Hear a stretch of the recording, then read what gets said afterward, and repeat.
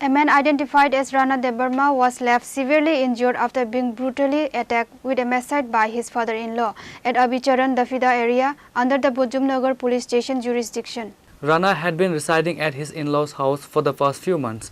Following a domestic dispute, his father-in-law hacked him, causing profuse bleeding and subsequently threw him out of the house. Local residents spotted the bleeding victim on the street and rushed him to the Bodhjungnagar Police Station.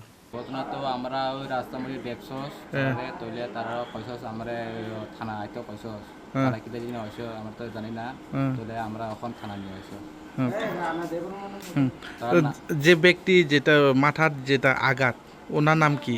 তার নাম তো রানা দেববর্মা। রানা দেববর্মা। তাইনের বাড়ি কোথায়? তার বাড়ি তো তেলমুরা। এমনি কই থাকেন আপনারা জানেন?